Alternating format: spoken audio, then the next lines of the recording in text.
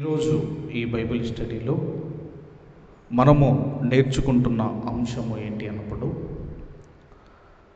నిజమైన ద్రాక్షవల్లి, శ్రేష్టమైన ద్రాక్షవల్లి, ఈ రెండు ఈరోజు మనము నేర్చుకోబోతున్నాము. మరలా చెబుతున్నాను, నిజమైన ద్రాక్షవల్లి, శ్రేష్టమైన ద్రాక్షవల్లి, ఈ రెండు కూడా బైబిల్ గ్రంథంలో మనకు కనబడతాయి. అందరం కూడా మరి యేసుక్రీస్తు వారు ఆయన ఎన్నో ఉపమానాలు ఆనాటి కాలంలో చెప్పటం జరిగింది. చాలా ఉపమానాలు యేసుక్రీస్తు వారు చెప్పారు. ఉపమానము లేకుండా ఆయన ఏదియు మరి తెలియజేయలేదు. కాబట్టి ఆ ఉపమానాలలో ఉపదేశాలు దాగి ఉన్నాయి. ఉపమానాలలో ఉపదేశాలు దాగి ఉన్నాయి. అదే ఈరోజు మనమందరం కూడా ఈ బైబిల్ స్టడీలో ఆలోచన చేయబోతున్నాము. యోహాను సువార్త 15వ అధ్యాయము మొదటి వచనాన్ని దయచేసి మనమందరం కూడా చదువుకుందాము. 15వ అధ్యాయము మొదటి వచనాన్ని మనమందరం కూడా చదువుకుందాము. నేను నిజమైన ద్రాక్షవల్లిని.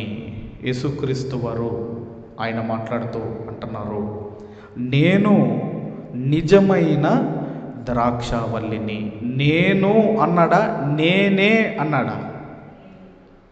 అమ్మా, నేను అన్నాడా, నేనే అన్నాడా?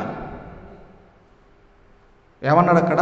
నేను అంటున్నాడు. నేను అంటున్నాడు అంటే ఇంకా ఏదో ద్రాక్షవల్లి ఉన్నది అని అర్థం. అదే నేనే మార్గము అన్నాడు. మార్గం దగ్గర ఏమన్నాడు?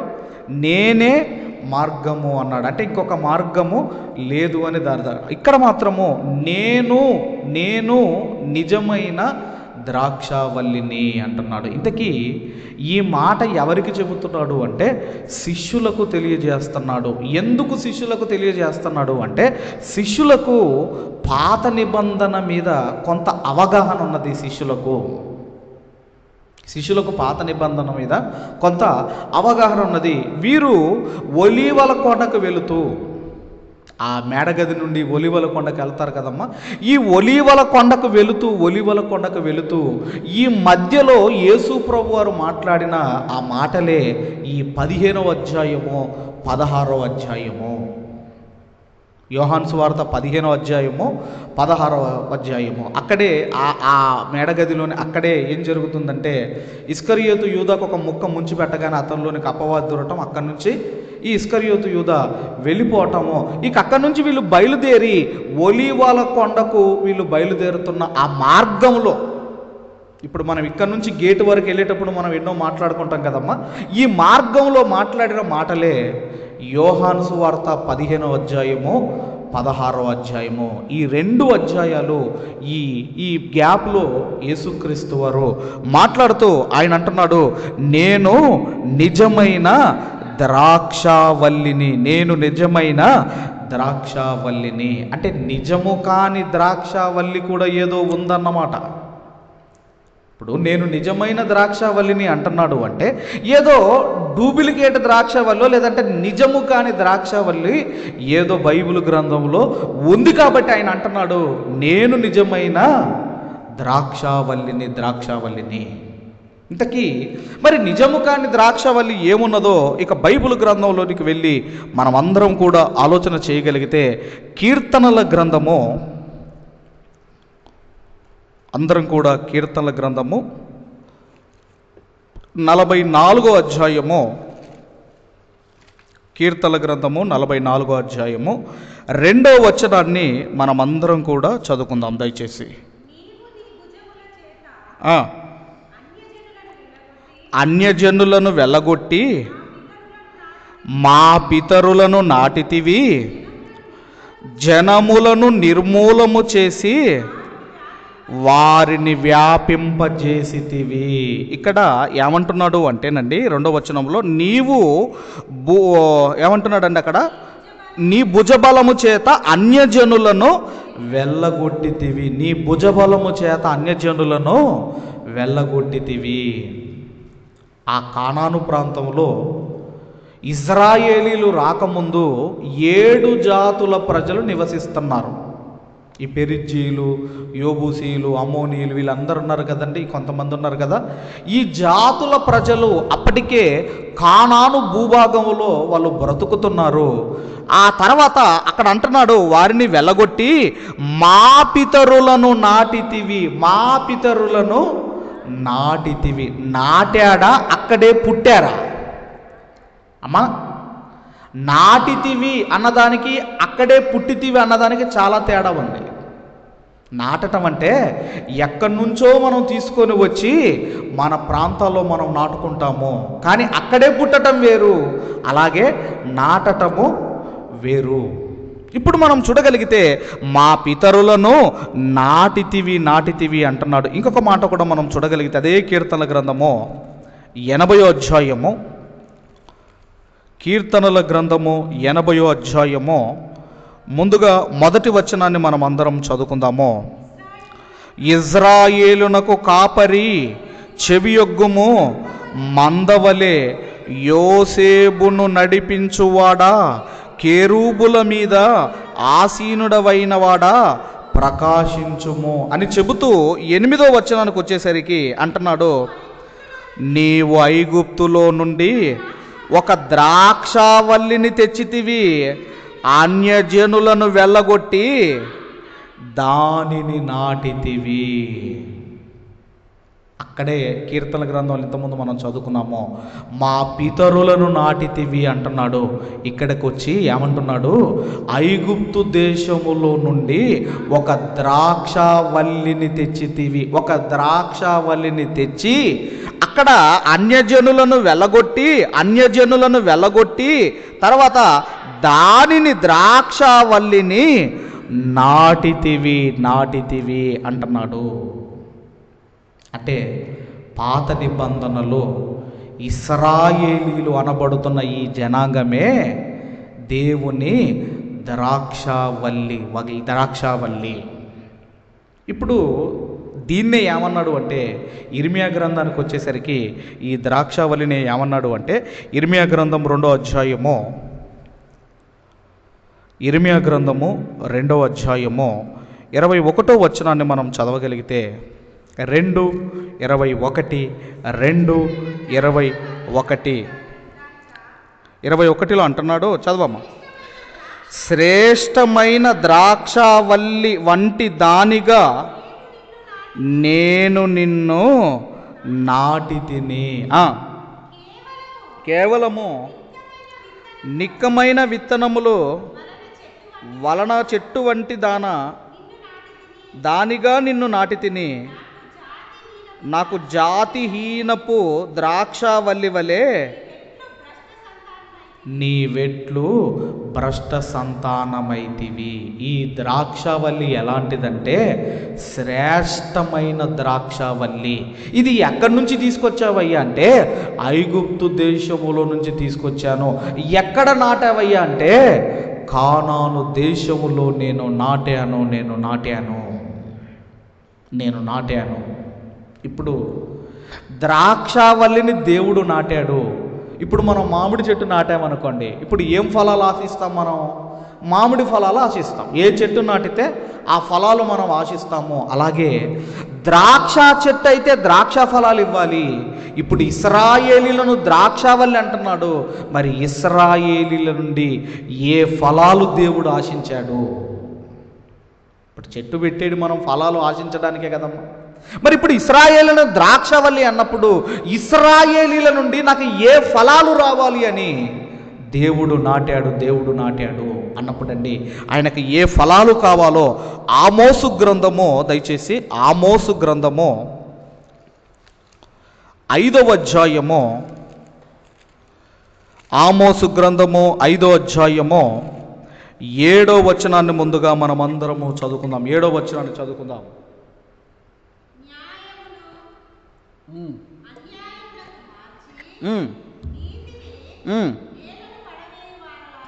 నీతిని నేలన పడవేయు వారలారా. దేవుడు ఏం కోరుకున్నాడు అంటే, నీతి అనే ఫలము రావాలి, న్యాయము అనే ఫలము రావాలి అని ఐగుప్తు దేశములో నుండి ద్రాక్షావళిని తీసుకొచ్చి ఈ అన్యజనులను వెలగొట్టి దేవుడు ఇశ్రాయేలులను నాటితే ఇశ్రాయేలీలలో ఏం కనపడటం లేదటండి, నీతి అనే ఫలం కనపడటం లేదు, న్యాయం అనే ఫలము కనబడటం లేదు దేవునికి. ఈ ఫలాలు దేవుని కనబడటం లేదు. అందుకే ఆయన అంటున్నాడు 7వ వచనం మళ్ళీ ఒకసారి, న్యాయమును అన్యాయమునకును మార్చి నీతిని నేలన పడవేయువారలారా, నీతిని నేలన పడవేయువారలారా. ఈ ద్రాక్షవల్లి నాటిన నేను ఎక్స్పెక్ట్ చేసిన ఫలాలు, ఫ్రూట్స్ ఏంటంటే నీతి న్యాయములనే ఫలాలు మీలో రావాలి అని దేవుడు చూశాడు. కానీ ఆ ఫలాలు రావటం లేదు, ఆ ఫలాలు రాలేదటండి. ఇంకా ఏమొచ్చాయి మరి? అదే అధ్యాయం 24వ వచనం మనం చదవగలిగితే, అదే అధ్యాయం 24వ వచనం, న్యాయము జరగనీయుడి గొప్ప ప్రవాహము వలె నీతిని ప్రవహింపనీయుడి. నీతి న్యాయం అనే ఫలాలు ఇశ్రాయేలులారా మీ నుండి రావాలని నేను ఆశించాను, కానీ అవి రాలేదు, అవి రావటం లేదు, అవి రావటం లేదు. ఇంకా యెషయా గ్రంథంలో అయితే అంటాడు, నేను మీకు ఏం తక్కువ చేశాను, నేను మీకు ఏం తక్కువ చేశానని దేవుడు అడుగుతాడు. మీకు కావలసినవి అన్నీ ఇచ్చాను కదా, ఈ నీతి న్యాయం అనే ఫలం ఎందుకు రాలేదు? అప్పుడు దేవునికి కోపం వచ్చి, ఇప్పుడు ఫలాలు రాని చెట్టుని ఏం చేస్తాము మనం? అమ్మా, గుడ్లు పెట్టని కోడనైతేనేమో కోసుకుంటాము, ఫలాలు ఇవ్వని చెట్టునైతే ఏమంటాం మనము? నరికేయమంటాం మనం, అంతేనమ్మా?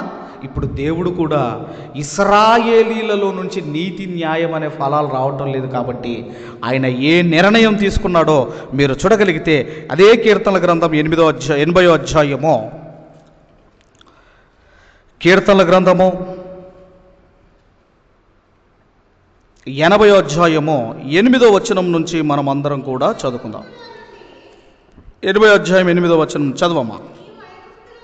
నీవు ఐగుప్తులో నుండి ఒక ద్రాక్షావల్లిని తెచ్చితివి, అన్యజనులను వెళ్ళగొట్టి దాని నాటితివి, దానికి తగిన స్థలము సిద్ధపరిచితివి, దాని వేరు లోతుగా పారి అది దేశమంతట వ్యాపించెను, దాని నీడ కొండలను కప్పెను, ఆవరించెను, దాని తీగలు సముద్రము వరకు వ్యాపించెను, యూఫ్రటీస్ నది వరకు దాని రెమ్మలు వ్యాపించెను. త్రోవన నడుచువారందరూ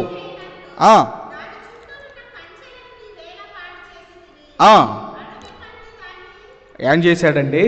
ఇక ఫలాలు రాకపోయేసరికి దేవుడు తీసుకున్న నిర్ణయం ఏంటంటే దాని చుట్టూ ఒక కంచె వేశాడట. ఆ కంచెను దేవుడే అంటున్నాడు, ఏమంటున్నాడండి? దానిని తీసివేశాను, లేదంటే నేను పాడు చేస్తున్నాను, తీసేస్తున్నాను అంటున్నాడు. ఎందుకమ్మా మరి ఫలాలు రానప్పుడు దానికి చుట్టూ కంచె వేసి దానికి అన్నివ్వటం ఎందుకు? మీరు ఆలోచించండి. అందుకే ఏమొస్తుందని చెప్పాడు అక్కడ 13వ వచనంలో. ఏమన్నాడమ్మా 13వ వచనంలో? అడవి పంది దానిని పెకలించుచున్నది, పొలములోని పశువులు దానిని తినివేయుచున్నవి. అంటే దాని అర్థం ఏంటంటే, ఇక్కడ అడవి పంది అంటే ఎవరు అంటే, ఇదిగో ఇశ్రాయేలులారా, మీలో నీతి న్యాయములనే ఫలములు కనబడటం లేదు కాబట్టి అడవి పంది రాబోతుంది, అడవి పంది రాబోతుంది. అడవి పందే నెబుకద్నెజర్ రాజు రాబోతున్నాడు. మిమ్మల్ని భయంకరంగా, మిమ్మల్ని హింసించడానికి, మిమ్మల్ని భయంకరంగా, మిమ్మల్ని ఇదిగో మరి బాధ పెట్టడానికి, శ్రమకు గురి చేయడానికి నెబుకద్నెజర్ రాజు రాబోతున్నాడు. అందుకే ఆయన ఏం చేశాడంటే యెరూషలేము పట్టణం అంతటిని కూడా తగలబెట్టేశాడు, దేవాలయాన్ని తగలబెట్టేశాడు. ఇదిగోనండి వృద్ధులను అందరినీ కూడా ఏం చేశాడంటే చంపాడు. బలము కలిగిన వారిని, యవనులందరినీ కూడా ఇదిగో వాళ్ళ దేశానికి తీసుకొని వెళ్ళిపోయాడు. అందుకే అంటున్నాడు, మీకు నీతి న్యాయం అనే ఫలములు మీకు రాలేదు కాబట్టి నేను అడవి పందిని పంపిస్తున్నాను, కంచె తీసేస్తున్నాను, కంచె తీసేస్తున్నాను. ఇప్పుడు మన ఇంటి చుట్టూ కాంపౌండ్ ఉంటే ఒక మనకేముంటుందమ్మా, ఒక ప్రొటెక్షన్ ఉంటుంది మనం, అంతేనా కదా? కాంపౌండ్ లేకపోతే ఏ పశువులైనా వస్తాయి, ఏమైనా వస్తాయి. పాములు రావచ్చు, తేలు రావచ్చు, కాంపౌండ్ ఉండాలి. అదే దేవుడు అంటున్నాడు, ఆ ప్రొటెక్షనే నేను తీసేస్తున్నాను. అందుకే ఇశ్రాయేలీలు అనుభవించినన్ని బాధలు అసలు ఏ జనాంగం అనుభవించలేదు. అన్ని బాధలు అనుభవించారు. కాబట్టి దేవుడు, మీరు నీతి న్యాయం అనే ఫలములు మీరు ఫలించలేదు. ఇప్పుడు మనం అందరం కూడా దయచేసి మరలా ఇర్మియా గ్రంథం 23వ అధ్యాయము, ఇర్మియా గ్రంథము 23వ అధ్యాయము 5వ వచనాన్ని మనం అందరం కూడా చదువుకుందాం. యెహోవా ఈలాగు ఆజ్ఞ ఇచ్చుచున్నాడు, రాబోవు దినములలో నేను దావీదునకు, ఇక మీ నుంచి ఈ ఫలాలు రావటం లేదు కాబట్టి ఇక దావీదునకు ఒక నీతి చిగురును నేను పుట్టిస్తాను.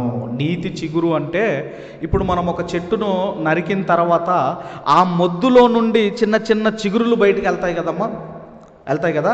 అదిగో అలా ఇశ్రాయేలీలందరూ కూడా మొద్దులా మారిపోయారు. దేవుడు అంటున్నాడు, దావీదు నుంచి నీతి చిగురును నేను పుట్టిస్తాను. నీతి చిగురు రాబోతున్నాడు.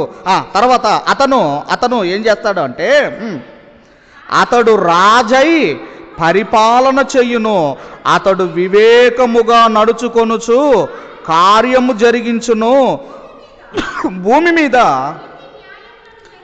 నీతి న్యాయములను జరిగించును. అతడు భూమి మీద నీతి న్యాయములను జరిగించును. నేను ద్రాక్షావల్లిగా మిమ్మల్ని ఐగుప్తు దేశంలో నుండి తీసుకొచ్చి కానాను దేశంలో మిమ్మల్ని నాటి మీకు అన్ని సమకూరిస్తే మీకు నీతి న్యాయం అనే ఫలాలు మీలో నుంచి రావటం లేదు కనుక ఇదిగో దావీదులో నుండి నేను దావీదుకు నీతి చిగురును నేను పుట్టిస్తాను. అతడు నీతి న్యాయములను జరిగిస్తాడు. ఇప్పుడు మనము ప్రకటన గ్రంథం 22వ అధ్యాయము 6-16 వచనాన్ని మనం అందరము కూడా చదువుకుందాం. ప్రకటన గ్రంథము 22వ అధ్యాయము 16వ వచనం చదవం.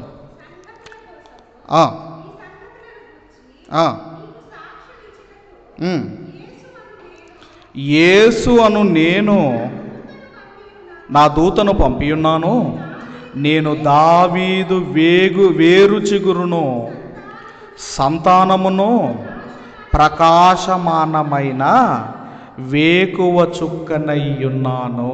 అప్పుడు యేసుక్రీస్తు వారే అంటున్నారు, ఆ దావీదునకు వేరు చిగురును నేనే, ఆ చిగురును నేనే అంటున్నాడు. ఈయన ఏం చేస్తాడు అంటే, దేవుడు ఏ ఫలాలైతే ఇశ్రాయేలీల నుంచి ఆశించాడో, ఆ ద్రాక్షవల్లి నుంచి ఆశించాడో, ఆ ఫలాలు వారిలో కనిపించలేదు కనుక ఇప్పుడు ఈయనను పుట్టించిన తర్వాత ఆయన అంటున్నాడు, నీతి న్యాయములను ఆయన జరిగిస్తాడు.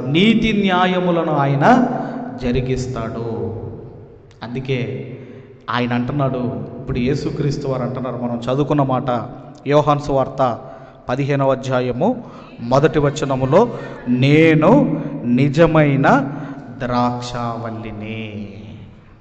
ఇప్పుడు మీకు అర్థమైందమ్మా, నిజమైన ద్రాక్షావల్లిని అని ఎందుకన్నాడో? నిజమైన ద్రాక్షావల్లిని అని యేసుక్రీస్తు వారు అనటములో ఉద్దేశం ఏంటంటే, వాళ్ళు ఫలించలేదు. ఎవరు ఫలించలేదు? ఇశ్రాయేలీలు ఫలించలేదు. ఏం ఫలించలేదు?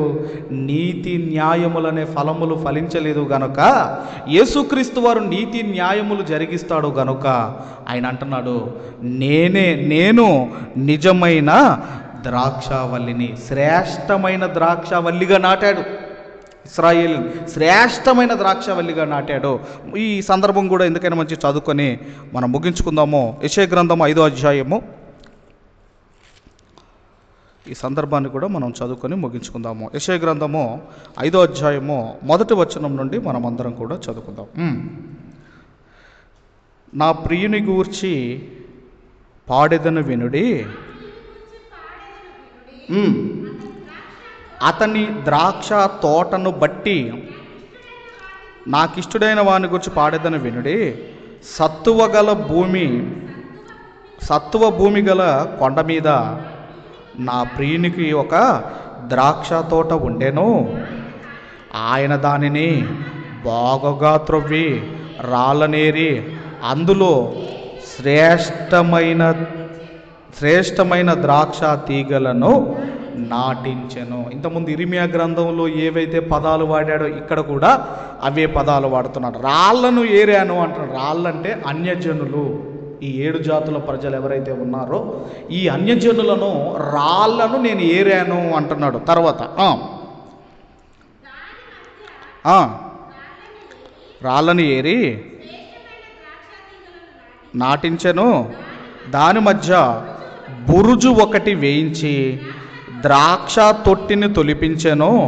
ద్రాక్ష పండ్లు ఫలింపవలనని ఎదురు చూచెను గాని అది కారు ద్రాక్షాలు కాసెను. ఏం కాసిందటమ్మా? కారు ద్రాక్షాలు. కారు ద్రాక్షాలు అంటే అమ్మా చేదు ద్రాక్షాలు. ఇప్పుడు దేవుడు అన్నీ ఇచ్చాడు కదా, అన్నీ ఇచ్చిన తర్వాత చేదు ద్రాక్షాలు ఎందుకు వచ్చాయండి? ఇప్పుడు మన పిల్లలు ఉన్నారు, వాడు స్కూల్కి వెళ్ళేటప్పుడు అన్నము, వానికి టిఫిను, వానికి అన్నీ పెట్టిన తర్వాత, వానికి అన్ని పెన్నులు, పెన్సిళ్ళు, బుక్కులు అన్నీ ఇచ్చిన తర్వాత ఎగ్జామ్లో ఫెయిల్ అయ్యాడు అనుకోండి. ఇప్పుడు మనం అడగ నీకు ఏం తక్కువ చేసామని అడుగుతామడగా. మళ్ళీ ట్యూషన్కి వెళ్తున్నావు, అమ్మ చెబుతుంది, నాన్న చెబుతున్నాడు, స్కూల్లో వింటున్నావు, ఏం తక్కువైందని నువ్వు ఫెయిల్ అయ్యావని మనం ఎలాగైతే అడుగుతామో దేవుడు కూడా కారు ద్రాక్షాలు ఎప్పుడైతే వీళ్ళు కాశారో అప్పుడు అంటున్నాడు ఆయన, కానీ అది కారు ద్రాక్షాలు కాచెను. కావున యెరూషలేము నివాసులారా, యూదావారులారా, నా ద్రాక్ష తోట విషయము నాకు న్యాయము తీర్చవలనని మిమ్మును వేడుకొనుచు. నాకు న్యాయం కావాలి, నేనేం తక్కువ చేశాను, నాకు న్యాయం కావాలి, నాకు న్యాయం జరగాలి అని రిక్వెస్ట్ చేస్తున్నాడట, వేడుకుంటున్నాడట.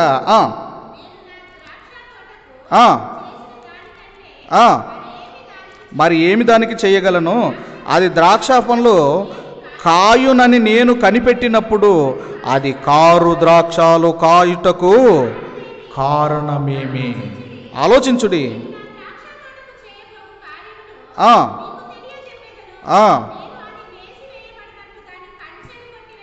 దాని కంచెను కొట్టివేస్తాను. అక్కడ కూడా దేవుడు దాని యొక్క కంచెను నేను ఏం చేస్తాను, పాడు చేస్తానని కీర్తన గ్రంథంలో చదువుకున్నాం. ఇక్కడ ఏమంటున్నాడు? కంచెను తీసేస్తాను నేను. అది త్రొక్కబడినట్లు దాని గోడను పగలగొట్టి శుద్ధి చేయబడు, పారతో త్రవ్వబడదు. దానిలో గచ్చ పొదలు బలు రక్కసి చెట్లును బలిసి ఉండెను. దాని మీద వర్షింపవలదని మేఘములకు ఆజ్ఞనిచ్చెదను. ఇజ్రాయేలు వంశము సైన్యములకు అధిపతియగు యెహోవా ద్రాక్ష తోట, యూదా మనుషులు ఆయనకిష్టమైన వనము. ఇదంతా చదివిన తర్వాత దేవుడు ఏం కోరుకుంటున్నాడు అంటే ఇశ్రాయేలు నుంచి ఫలాలు కోరుకున్నాడు. ఆ ఫలాలు వారిలో కనిపించలేదు. మరి ఈరోజు మనం అందరం కూడా సంఘంలోనికి వచ్చాము. సంఘములోనికి వచ్చిన మన నుంచి కూడా ఆయన కోరుకుంటున్న ఫలాలు ఏంటంటే 9 ఆత్మఫలాలు. చాలా ఉన్నాయి ఆత్మఫలాలు దేవుడు మన నుంచి కోరుకుంటున్నాడు. కాబట్టి ఆ రోజు వాళ్ళు ఫలించలేదు, ఆ రోజు వాళ్ళు నీతి న్యాయం జరిగించలేదు. అందుకే యేసుక్రీస్తు వారు అంటున్నారు, నేను నిజమైన ద్రాక్షావల్లిని. కాబట్టి మరి ఒక్క మాట ఇంతసేపు ఆలోచించాము. ఇప్పుడు అదంతా మనం ఆలోచించాలంటే చాలా టైం పడుతుంది. కాబట్టి మనమైనా దేవుని కొరకు ఫలిద్దాము, బహుగా ఫలిద్దాము, దేవునికి మహిమను తీసుకొని వద్దాము. అలా మనమందరం ఉండాలని కోరుకుంటూ ఈ మాటలు ముగిస్తున్నాను. దేవుడు మనందరినీ దీవించి ఆశీర్వదించును గాక. ఆమేన్.